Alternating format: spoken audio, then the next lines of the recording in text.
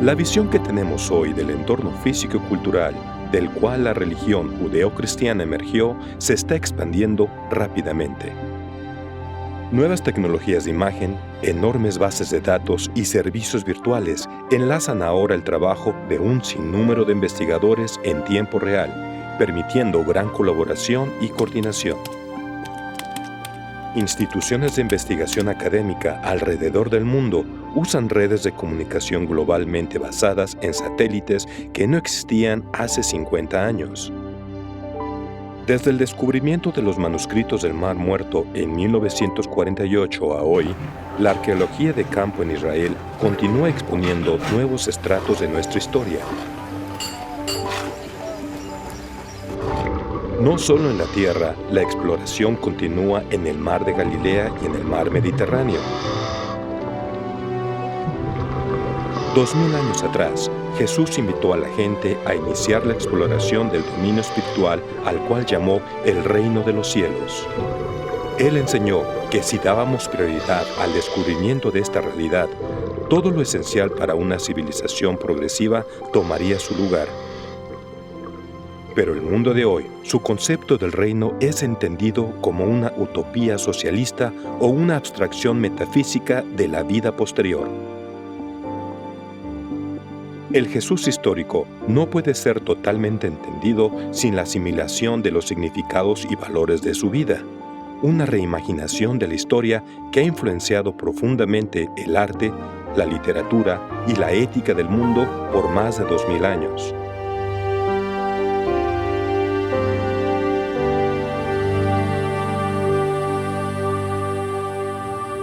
Es difícil establecer un punto de partida para una historia cuyos orígenes están perdidos en la neblina de la eternidad pasada. Elegiremos un tiempo al final de la última edad del hielo, cuando una vasta sabana cubrió la península arábiga, extendiéndose a través de lo que hoy es Jordania y el sur de Israel. Existía un paraíso para cazadores y pastores nómadas, aislado entre las civilizaciones de Egipto y Mesopotamia. Construían estructuras que se extendían a cientos de metros dentro de la sabana para atrapar animales salvajes. Construían corrales de piedra para sus rebaños. Construían sitios habitacionales, quizá precursores de aldeas. En altos desfiladeros, ordenaban piedras sagradas para asegurar un paso seguro. Mantenían altares para recordar a sus ancestros. Construían santuarios en honor a sus tótems de animales. Aquí habitaba el leopardo árabe. Los leopardos árabes merodeaban en el norte de Galilea y las pendientes del monte Hermón en tiempos de Jesús. Fue quizá entre estos cazadores y pastores que el sacrificio de sangre fue pensado por primera vez como regalo apropiado para ganar el favor de sus dioses. Pero con la progresiva desertificación de la península arábiga, mucha de esta gente emigró al norte, hacia la región oeste del río Jordán, en busca de lugares de pastoreo para sus rebaños.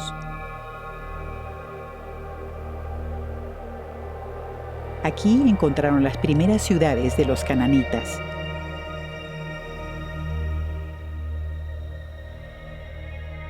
Fue aquí, en este dinámico entorno, entre las rutas de mayor comunicación de ese tiempo, alrededor del año 2000 a.C., que ocurrió uno de los eventos más significativos en la historia humana, la encarnación de Melquisedec, el rey de Salem, el ángel del Señor.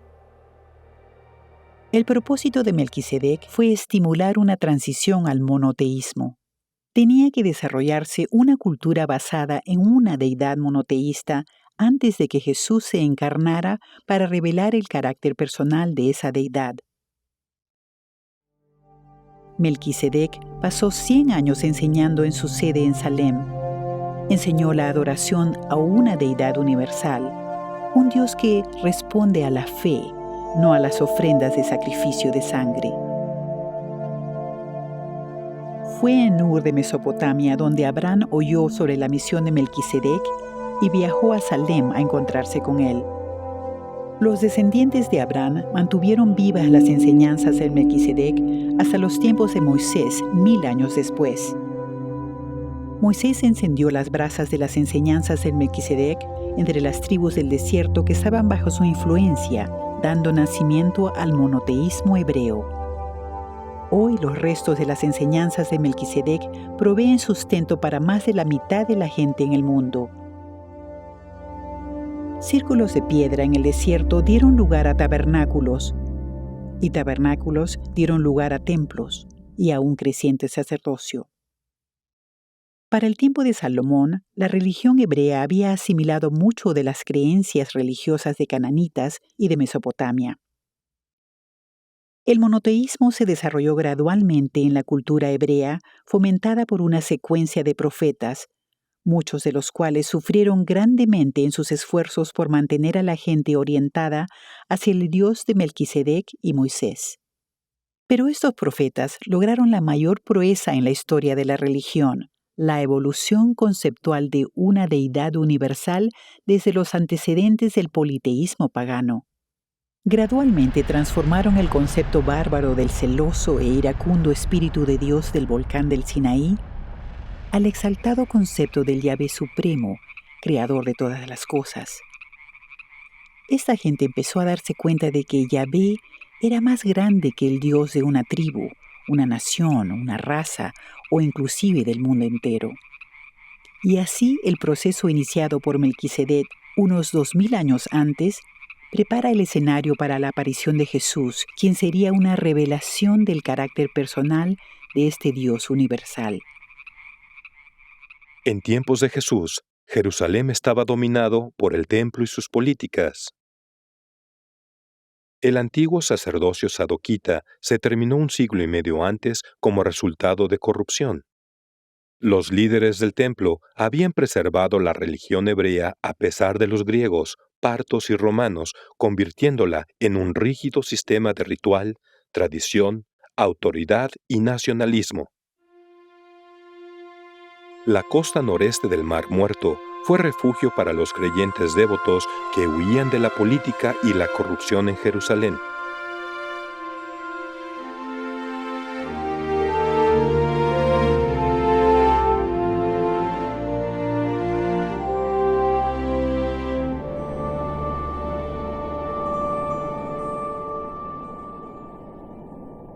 Un oasis con numerosos manantiales en Engedi proveen la única fuente de agua fresca en millas alrededor.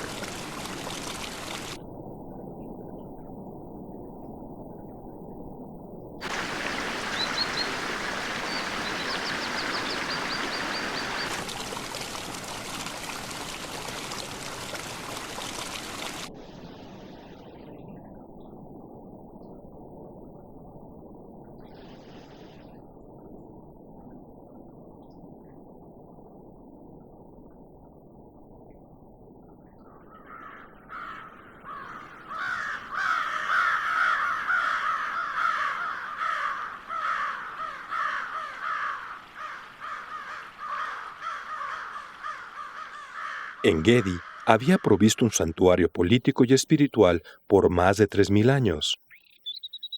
En tiempos de Jesús, era el lugar de encuentro para ambulantes ascetas religiosos y pastores del desierto.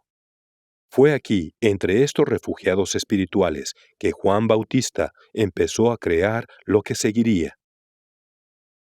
Juan era un resumen viviente de lo mejor de la tradición profética hebrea. Su enseñanza hacía eco a la promesa de Melquisedec de que cuando sea oportuno, otro mensajero sería enviado. Para Juan, ese momento había llegado. Las cuevas donde se hallaron los rollos de escrituras del Mar Muerto están cerca del norte de Engedi. Quizás fue en el rollo de escrituras en que Juan Bautista leyó sobre la venida del Salvador, quien sería como la sombra de una gran roca en tierra fatigante, quien reconfortaría a los afligidos, quien liberaría a los cautivos espirituales, quien escucharía el llanto de los necesitados y salvaría las almas de los pobres que lo buscan, quien vendaría los corazones rotos, uno por quien todos sus hijos en la tierra serían bendecidos, el Salvador deseado por todas las naciones.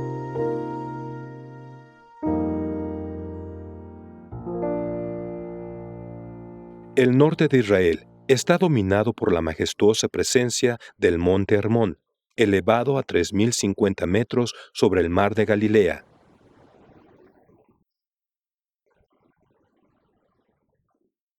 Sus aguas empiezan a fluir por manantiales y arroyos que emergen de la montaña en las bajas elevaciones.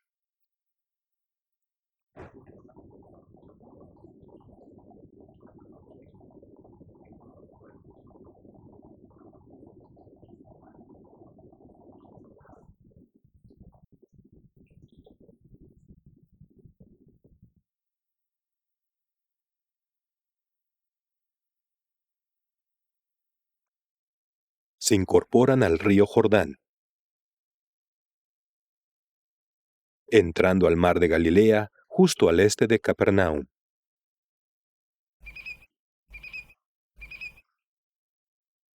En la parte sur del lago, las aguas continúan su recorrido a través del valle de Jordán, vaciándose finalmente en el Mar Muerto, casi 200 kilómetros de su origen en la montaña.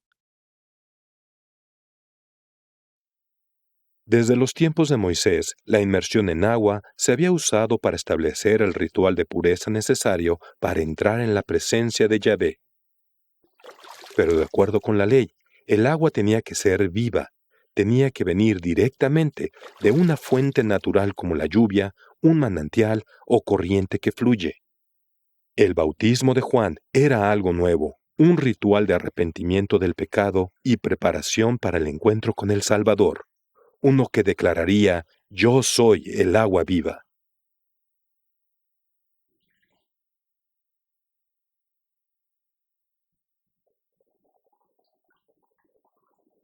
En marzo del año 25 después de Cristo, Juan Bautista partió de Engedi para nunca regresar. Viajó hacia el norte, hacia el vado sobre el que Josué y los hijos de Israel cruzaron cuando entraron a la tierra prometida. Aquí empezó a predicar y bautizar gente, exhortándolos a prepararse para la venida del prometido libertador. Durante los siguientes 9 meses, trabajó camino hacia arriba, en el río, hacia las proximidades de Peya. Su fama se extendió a través de toda Palestina y su trabajo se convirtió en el tema de conversación de todos los pueblos alrededor del mar de Galilea. El 14 de enero del año 26, Jesús de Nazaret se presentó ante Juan para ser bautizado en el río Jordán cerca del cruce de Peya. Es significativo que Jesús quiso identificarse en el profético contexto del trabajo de Juan en lugar de una establecida estructura de culto del templo en Jerusalén. Su bautizo realizado por Juan fue símbolo de sumisión a la corriente evolucionaria de los conceptos humanos religiosos que él buscaba expandir. La luminosidad espiritual y la voz oída en el agua afirmó a su mente humana la realidad de su divinidad.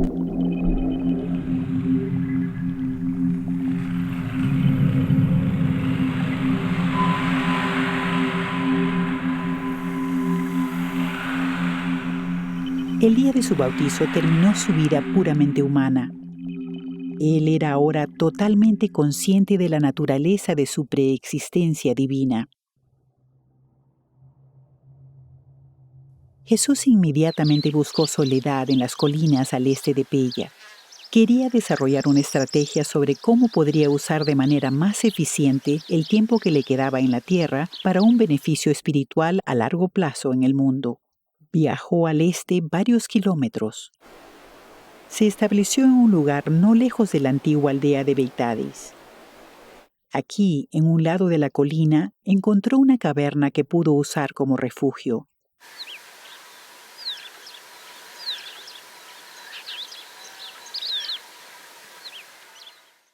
Un manantial cercano le proveyó agua fresca. Lejos de ser la tierra estéril de la historia tradicional de los 40 días, esta región es casi un parque en esta época del año. El maestro debió haber experimentado la belleza del principio de la primavera en estas colinas de Perea, donde los aldeanos locales llevaban a pastar a sus animales entre los olivos y los árboles de almendras y pistache. Este fue el lugar donde Jesús llevó a cabo las reflexiones más profundas y de mayor alcance en su encarnación. Juan había empezado a hablar sobre el reino de Dios. ¿Debería integrar la misión de Juan en su ministerio? ¿Debería organizar a sus seguidores para enseñar de manera conjunta? Los judíos esperaban a un Mesías davídico, un rey guerrero que con poder mágico transformaría el mundo en un estado de perfección gobernado por gente judía. ¿Cómo podría reconciliar su concepto del reino celestial con la verdad nacionalista del mensaje de Juan? Jesús finalmente llegó a la conclusión de que no había forma de lanzar su mensaje del reino salvo cumpliendo con la predicción de Juan y como uno a quien los judíos buscaban. Él no era el tipo de Mesías davídico. Él fue la realización de la visión profética de los antiguos videntes mentalmente más espirituales. Debía coordinar sus esfuerzos con lo mejor del trabajo que Juan había iniciado. Él sabía que los ideales espirituales y los valores morales que perduran nunca se podrían derivar de deslumbrantes demostraciones de poder sobrehumano. Tenía que construir sobre los conceptos ya presentes en la cultura religiosa existente. Y decidió que no usaría sus poderes sobrehumanos para salvarse él o a sus seguidores sin reparar en repercusiones que pudieran seguir a su obra. No tenía interés en los reinos materiales, económicos o políticos de este mundo. Él había venido a decirnos algo sobre su reino, una vasta civilización que se extiende desde el portal del tiempo al umbral de la eternidad. Había venido a acogernos, a decirnos quiénes somos, los hijos del Padre de los universos con un destino en la eternidad. Y cuando hubo asentado estos asuntos en su mente, regresó al mundo en el que emprendería su misión.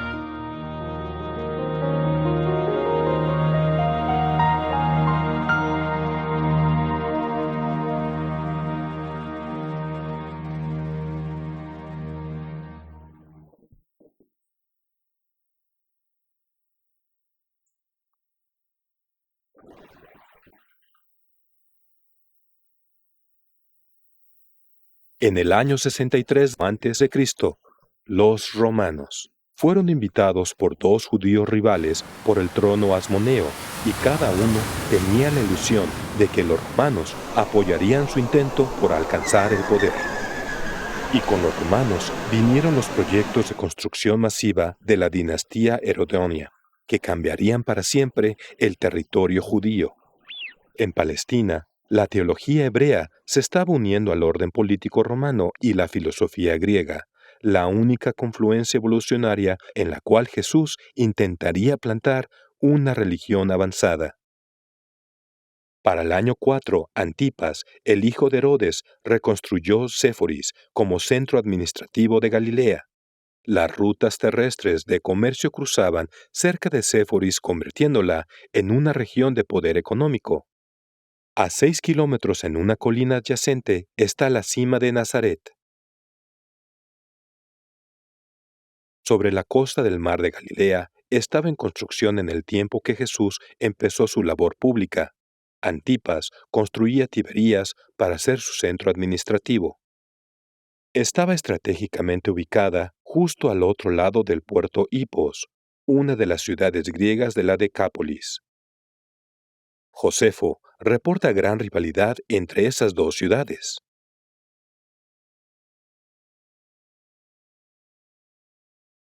Galilea es una región con características geológicas que forman frontera con sus vecinos. Sus habitantes habían sido forzados a convertirse al judaísmo 100 años antes de los tiempos de Jesús. Habían más gentiles que judíos cuando él nació. Josefo describe Galilea como rodeada por naciones extranjeras.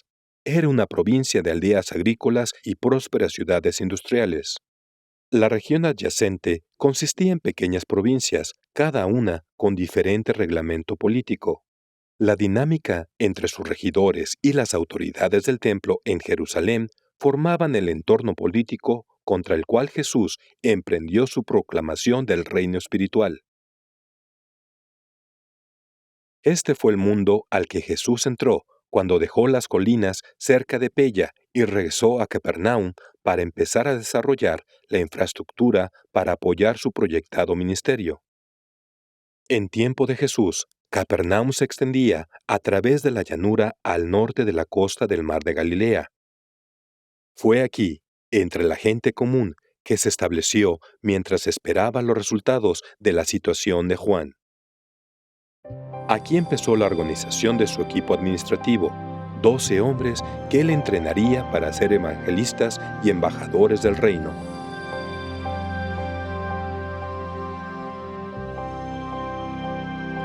Estos fueron los hombres que dieron apoyo logístico y controlaron a las masas conforme el número de gentes que venían a ver a Jesús crecía a ritmo constante. Estos fueron los hombres que continuarían su labor después que Él se fue. Y estos fueron los hombres que serían los primeros en entregar sus vidas a la tarea de difundir sus enseñanzas en el mundo. Durante el día trabajaban con sus redes en el mar de Galilea, guardando algunos fondos para apoyar su labor futura. En la noche estudiaban con Jesús en la biblioteca de la sinagoga, donde Él les enseñó sobre el reino e iluminó su comprensión de las escrituras hebreas. Él intentó difundir su mensaje a partir de conceptos ya presentes en las mentes de sus oyentes.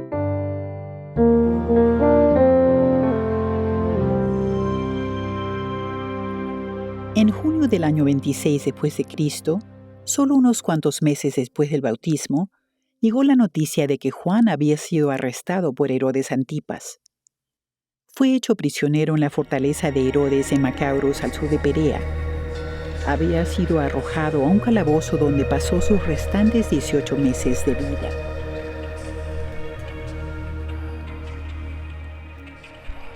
Jesús se puso en acción y el sábado de la siguiente semana dio su primer discurso público en la sinagoga de Capernaum.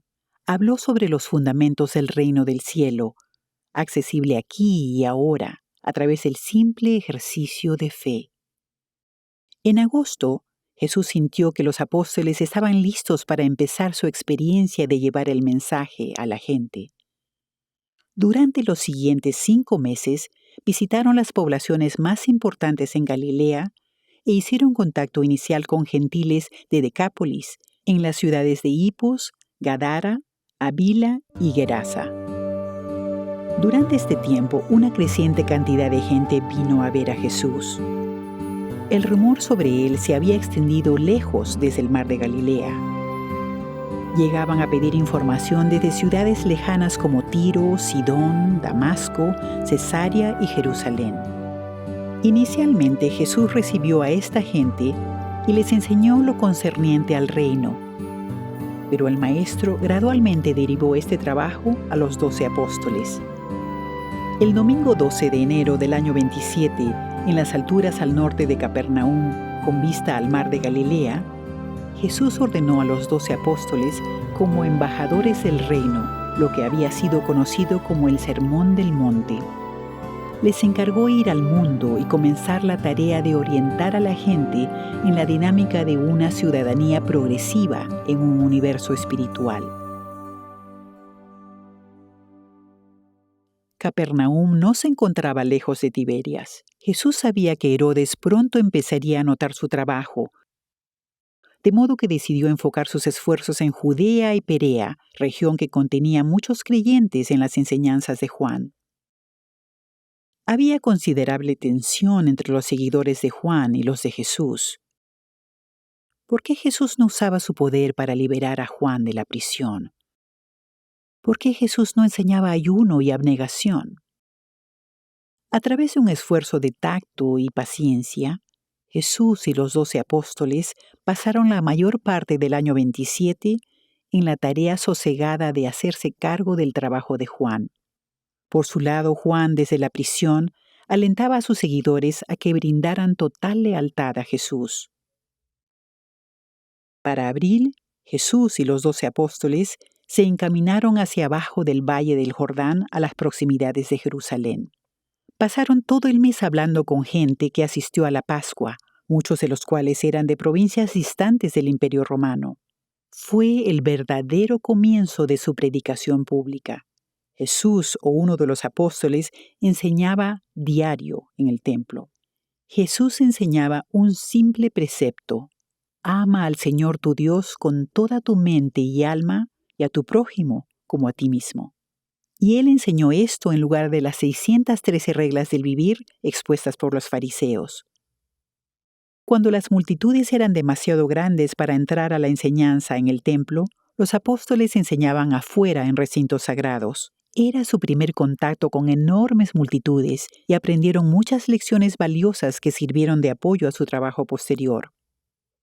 El elemento más radical de la enseñanza de Jesús era su insistencia en que el hombre no necesita nada para ganar el amor de Dios, además del ejercicio de la fe. Enseñó sobre un reino accesible aquí y ahora, un mundo de creativa relación personal entre Dios, nosotros y cada uno. Para finales de abril, la oposición de los líderes religiosos y los líderes del templo se hizo tan perjudicial que Jesús dejó Jerusalén y con los 12 apóstoles se fue al sur hacia Judea. Debieron haber andado por este camino que data de los tiempos romanos. No hicieron presentaciones públicas, sino que fueron de casa en casa, hablando con la gente sobre el reino.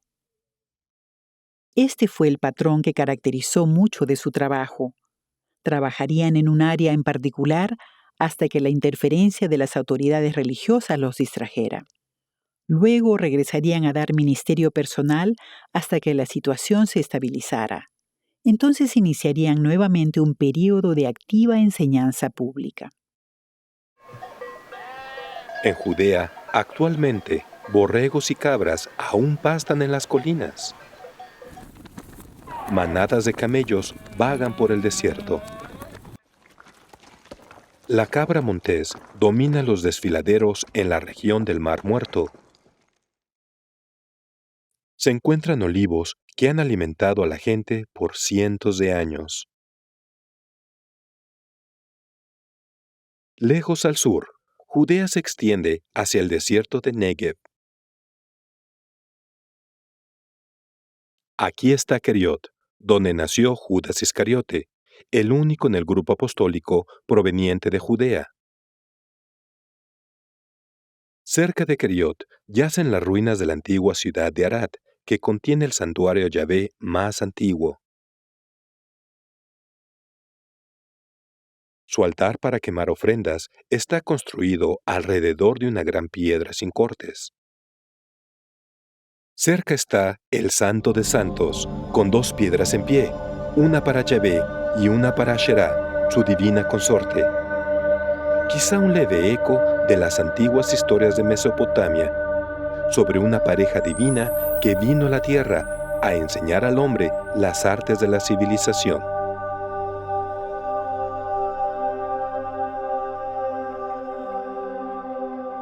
Este mes Jesús dejó a los apóstoles para trabajar en Judea, cruzando el desierto a En-Gedi con Abner.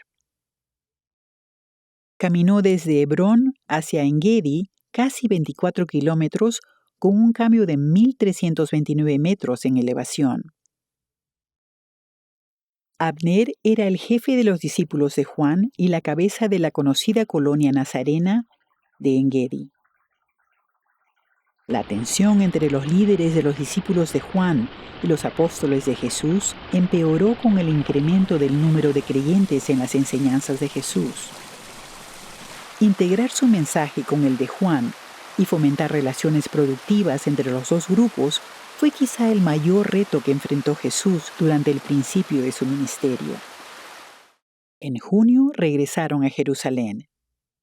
Establecieron un campamento entre los olivos en Getsemaní y se dedicaron a hablar con la gente individualmente. Pero para finales del mes, la oposición aumentó y nuevamente Jesús decidió llevar a los apóstoles al norte, hacia Samaria. Aquí Herodes el Grande había construido un templo en honor al emperador. Cerca estaba el pozo de Jacob, donde Jesús conoció a la mujer samaritana y a ella le hizo el primer pronunciamiento directo y positivo sobre su naturaleza divina. Le habló sobre el agua de la vida, el agua que saciaría la sed del alma. La entusiasta recepción de los samaritanos motivó a los apóstoles en su trabajo. Les ayudó a superar los fuertes prejuicios culturales en contra de los samaritanos. Establecieron un campamento en la colina del monte de Gerizim. Enseñaron en las ciudades samaritanas cada día. En las noches se reunían en el campamento donde Jesús continuó instruyéndolos en el camino del reino. Los samaritanos creían que Yahvé había designado el monte Gerizim como lugar para el templo, no Jerusalén. Los samaritanos habían adorado en el templo por cientos de años, el templo que había sido destruido por los asmoneos en el siglo previo. Años más tarde, después de la resurrección, el apóstol Felipe enseñó en este sitio. Pero las autoridades religiosas se volvieron más agresivas e implacables en su acoso a Jesús. Herodes Antipas estaba confundido, temía poner en libertad a Juan y temía ejecutarle. Por eso, Jesús llevó a los apóstoles al sur, a un área apartada del monte Gilboa. Quería más tiempo para enseñarles y entrenarlos, y quizá hacer trabajo discreto en las ciudades cercanas de Decápolis. Estaba renuente a emprender más trabajo público hasta que Juan fuera ejecutado o liberado. El monte Gilboa estaba en el territorio de Decápolis, convenientemente afuera de la jurisdicción de Herodes Antipas y las autoridades del Templo de Jerusalén. Peya y el Parque de Magadán se convirtieron en lugares importantes en el trabajo de Jesús por la misma razón. De una base de operaciones establecida en esta localidad, Jesús y sus seguidores podrían emprender misiones evangélicas en el territorio vecino y después regresar a la seguridad cuando aminoraran las hostilidades de las autoridades religiosas. El campamento en Monte Gilboa se convirtió en punto clave. Juan Bautista, trabajando desde la prisión, había designado a 12 apóstoles. Esos 12, guiados por Abner, se reunían en conferencia con los apóstoles de Jesús bajo la guía de Andrés. Acamparon aquí y trabajaron por 3 semanas para coordinar sus divergentes esfuerzos, para calmar sus diferencias de opinión, para establecer una estrategia financiera y para socializar sus prácticas religiosas personales. Jesús se negó a participar, insistiendo que él era representante del Padre al individuo, no a los grupos. Motivó a los 2 grupos a que trabajaran en sus diferencias en la mejor forma que pudieran. Ninguno logró que Jesús comentara sobre el ritual del bautismo, materia de gran discusión entre los 2 grupos. El bautismo fue el precio que los seguidores de Jesús pagaron para mantener a los seguidores de Juan con ellos. A principios de noviembre, los 2 grupos se cambiaron al otro lado del valle de Apeya. Establecieron una sede para operaciones conjuntas. Jesús había tomado exitosamente la infraestructura del movimiento de Juan. Abner se había convertido en creyente de Jesús e incansable trabajador por el reino. Peya está localizada en un diminuto valle con perpetua primavera entre 2 colinas. Los romanos habían empezado la lenta reconstrucción del centro urbano. La población en sí parecía ocupar la colina norte en ese tiempo. El antiguo manantial que había sustentado a Peya por siglos, ahora cubierto y entubado, aún sirve a los habitantes locales. Al suroeste, a menos de 1 milla del centro de la ciudad, hay un gran espacio abierto con un anfiteatro natural. Este espacio se abre hacia el Valle del Jordán y el lugar donde el camino romano cruzaba el río Jordán, conectando la costa del Mediterráneo con la ruta terrestre a Mesopotamia. Esta era la ruta sobre la cual miles viajaron desde tierras distantes para conocer a Jesús y escuchar su mensaje. Desde Pella, los 24 apóstoles trabajaron sosegadamente en el norte de Decápolis. Iban en pares. Un apóstol de Juan bautizaba, mientras un apóstol de Jesús enseñaba. Trabajaron por 10 semanas hasta el día que llegó al campamento de Pella la noticia de que Juan había sido ejecutado. Jesús reunió a los 24 apóstoles y les dijo: Juan ha muerto. Ha llegado la hora de proclamar el reino de los cielos abiertamente y con fuerza. Mañana marcharemos a Galilea.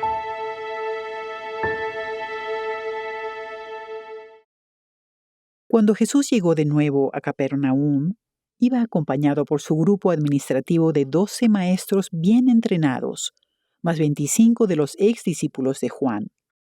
Inmediatamente iniciaron una gira por el centro de Galilea, predicando tanto en ciudades grandes como en pequeñas aldeas intermedias. Este esfuerzo duró 2 meses. El mundo donde ellos trabajaban ha cambiado de muchas maneras en los últimos 2000 años. Las antiguas áreas agrícolas han sido sustituidas por geometría lineal de agricultura mecanizada. Los antiguos caminos que cruzaron los primeros evangelistas se han transformado en modernas rutas de transporte.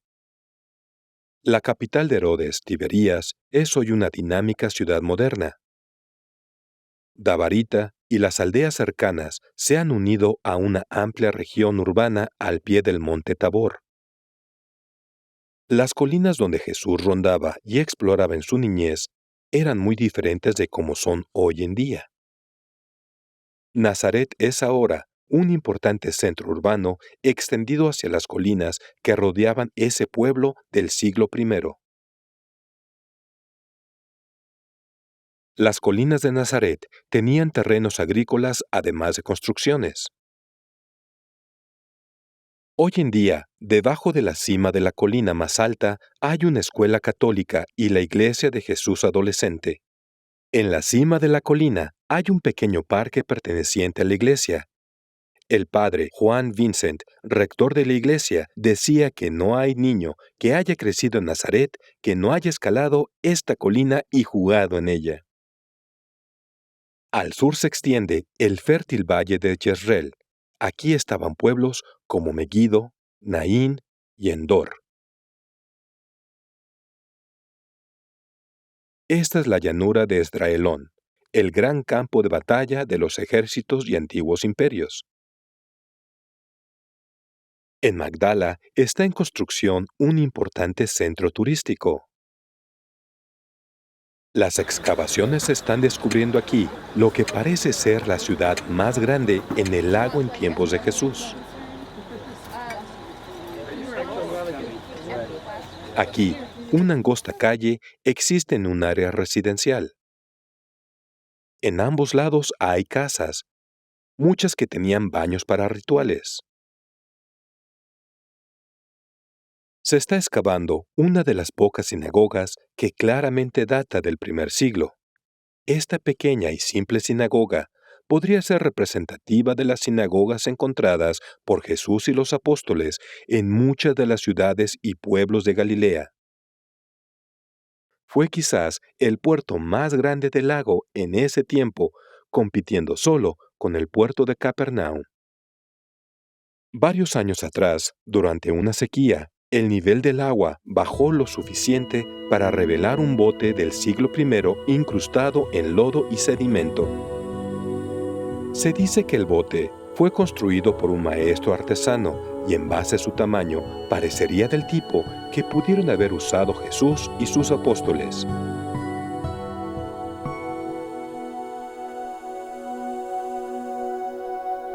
Jotapata puede ser una muestra de muchas otras ciudades galileas del periodo.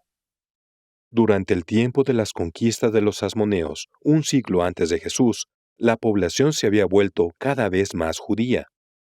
Fue aquí donde María Magdalena y Rebeca se unieron al grupo de mujeres. El sitio de Caná yace en otra colina abandonada, unos 14 kilómetros al norte de Nazaret.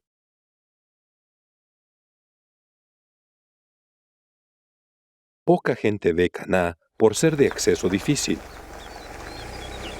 Al pie de la colina están las ruinas de una aldea otomana.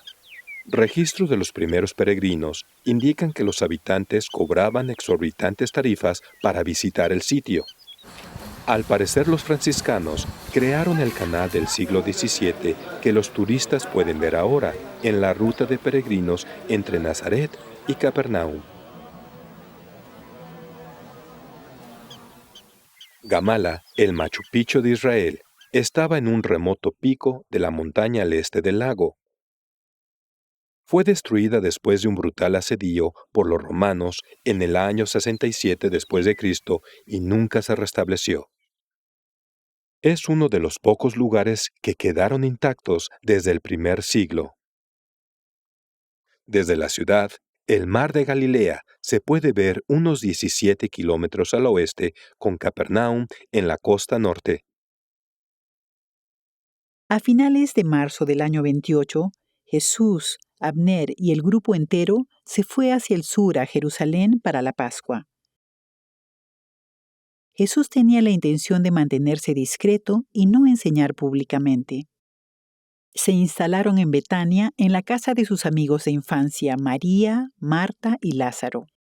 El número de personas que venían a verlo creció rápidamente, tanto que se tuvieron que trasladar al jardín de Getsemaní, fuera de los límites de la ciudad. Aquí conocieron y hablaron con cientos de personas provenientes de tierras distantes.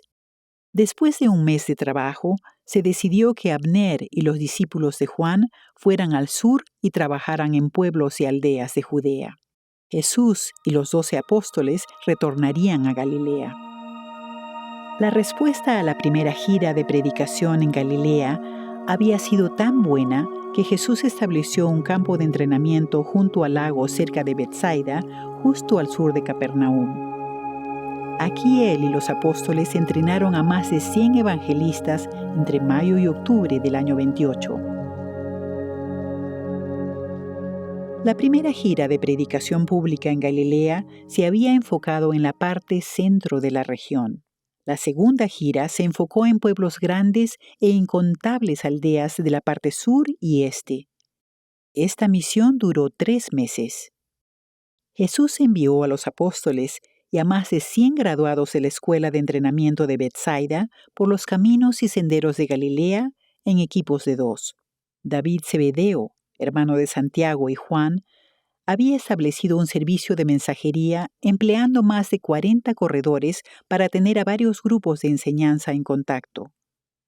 Estos corredores también atravesaron esas escarpadas calzadas. En toda su enseñanza, Jesús se enfocó en lo básico del reino. Yahvé es mejor entendido como el amoroso y bondadoso padre de una familia, un padre que ama a cada uno de sus hijos con un amor infinito. Un creciente número de personas venían al campamento en la costa norte, muchas de ellas mujeres. Para asombro de sus apóstoles, Jesús estableció un grupo de mujeres discípulas que enseñarían y guiarían a otras mujeres. Estas mujeres en su momento entrenaron a un grupo de más de 50 mujeres adicionales para dar ministerio en los hogares y cuidado a los enfermos. Algunas de estas mujeres estuvieron al pie de la cruz mientras los hombres permanecieron escondidos. Un número de ellas se encontraron entre los primeros mártires del trabajo del reino.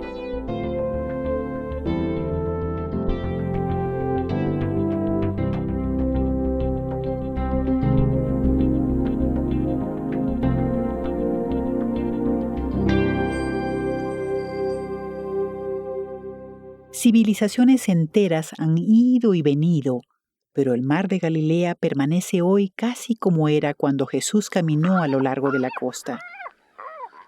Quizá en ningún otro lugar es posible ver, oír y sentir las mismas sensaciones que el Maestro experimentó en su vida diaria.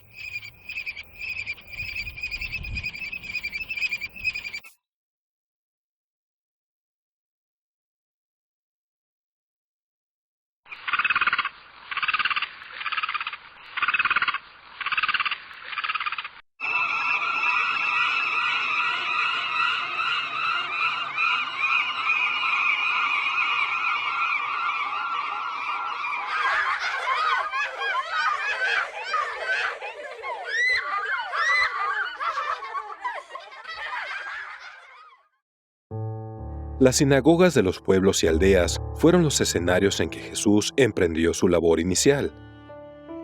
Son monumentos de uno de los periodos más notables de la historia religiosa, el nacimiento del cristianismo y del judaísmo rabínico. Esta sinagoga en Judea, descubierta en 2001, data de los tiempos de Jesús y sus giras de predicación en la región. Algunas antiguas sinagogas son solo unas cuantas rocas con un número de registro en un catálogo. La sinagoga en Gamala data de tiempos de Jesús.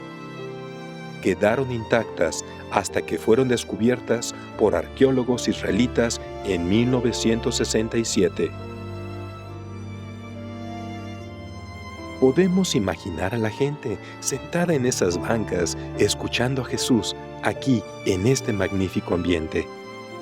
Podemos imaginarlos después de un encuentro, en pequeños grupos, hablando con los apóstoles sobre el reino.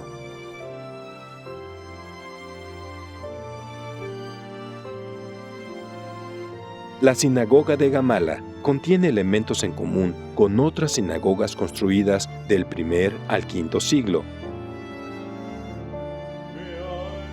Hileras de bancas de piedra proveían asiento, usualmente en 3 lados del interior.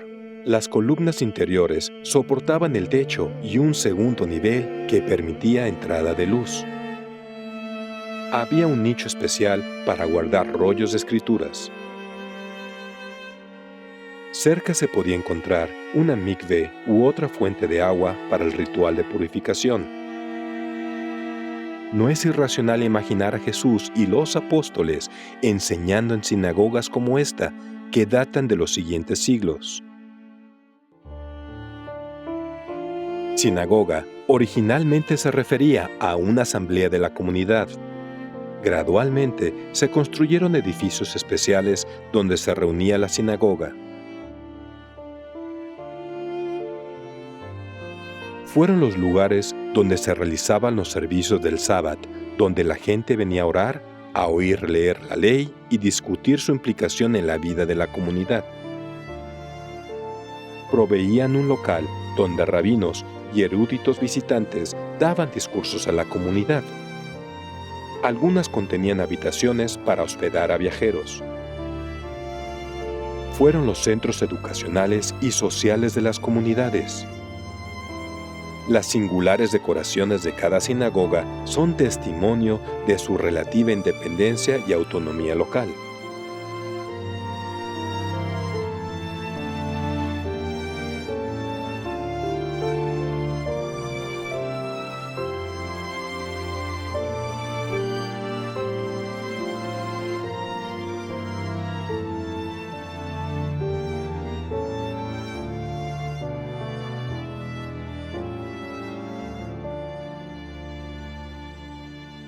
El templo era una institución completamente diferente de la sinagoga.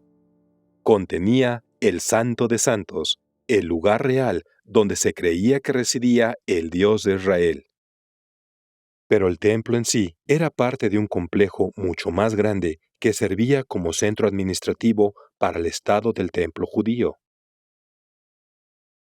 Prestaba servicio a varios partidos políticos, sectas y al público. Esta era la gente que ofrecía sus sacrificios a Yahvé. Jesús enseñó que el favor de Dios se gana solo con fe. Y toda esa actividad se realizaba bajo el ojo vigilante de los romanos. La sinagoga vista por la mayoría de los visitantes que vienen hoy a la Tierra Santa es la estructura monumental de Capernaum.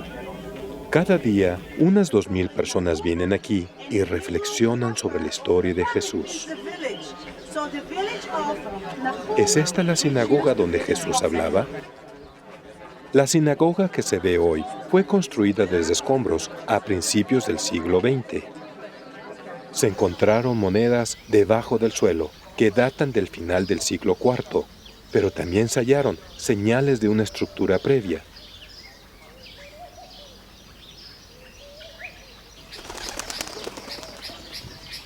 La pregunta se complicaba más por un comentario en el libro de Urantia, que Jesús, hablando en la sinagoga de Capernaum, se refirió a racimos de uvas y a una vasija de maná que decoraba el dintel de la nueva sinagoga para ilustrar su sermón.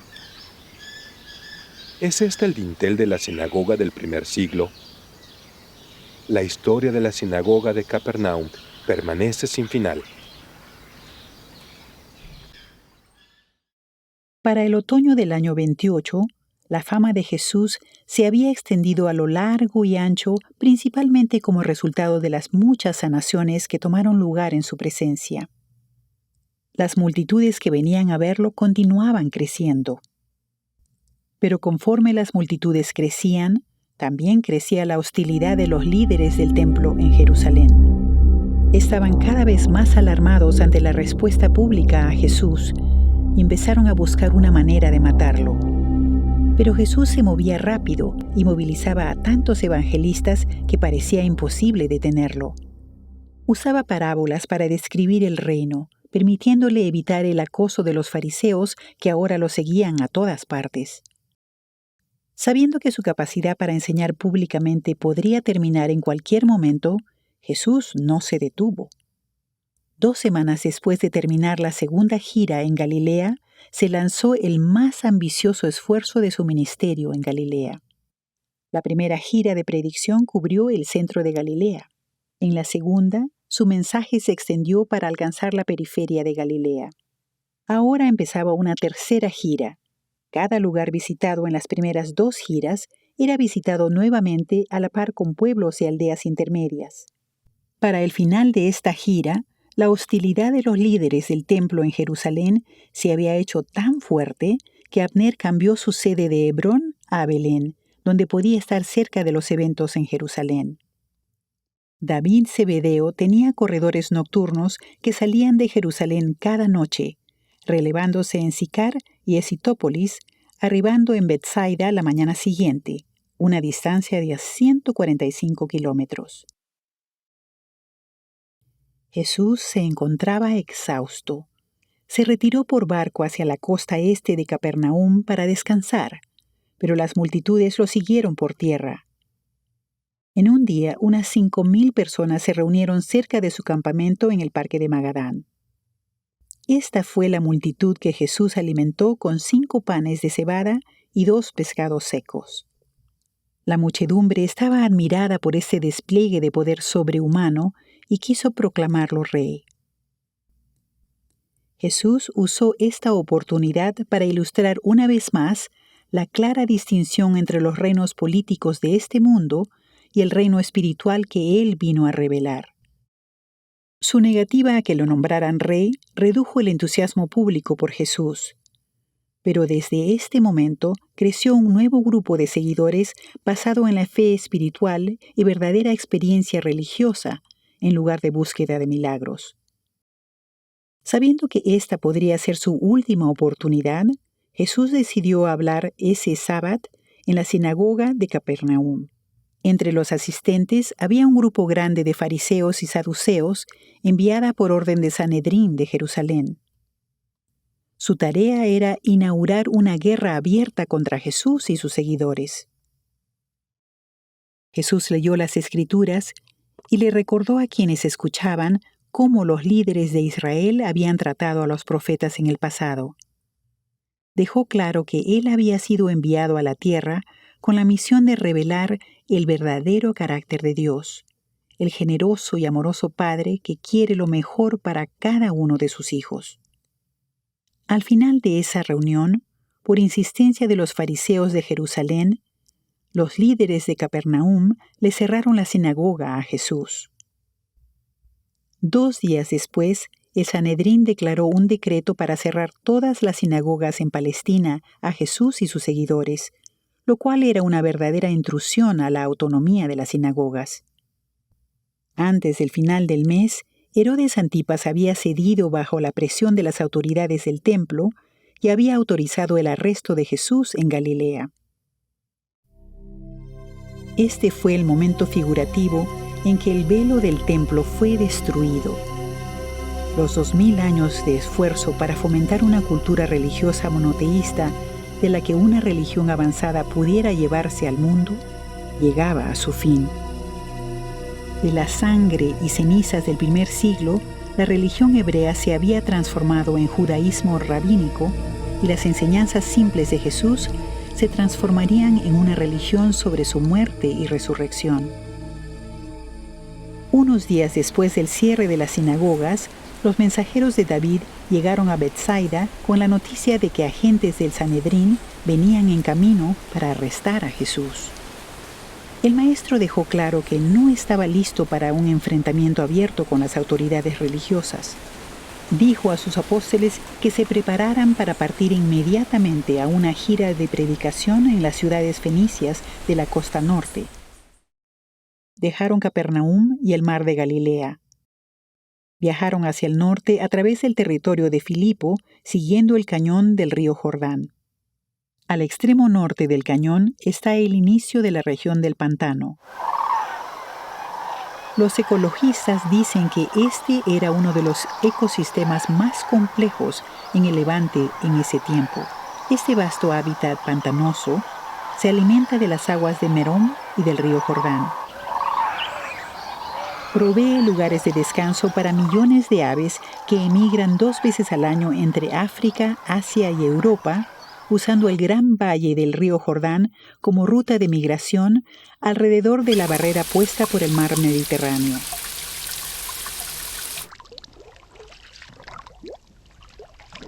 Este fue un momento significativo en el ministerio público de Jesús.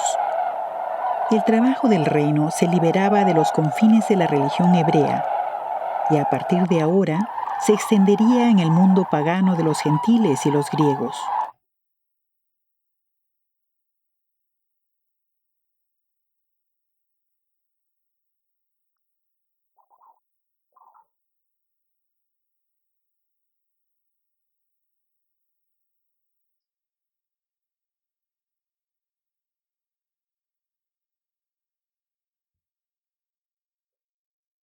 Avanzando hacia la costa norte, Jesús, los 12 apóstoles y el grupo de evangelistas del campamento de entrenamiento de Betsaida pasaron 6 semanas enseñando en las ciudades fenicias. El mensaje fue ávidamente recibido por esa gente. Muchos fenicios respondieron a la enseñanza de que Dios no se detiene ante las personas, razas o naciones.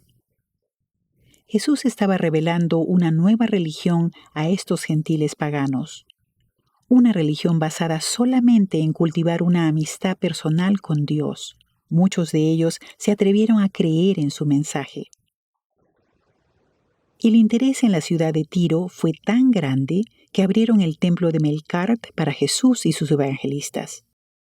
La entusiasta recepción del mensaje en las ciudades fenicias revitalizó a los apóstoles y evangelistas después del desalentador evento en Galilea.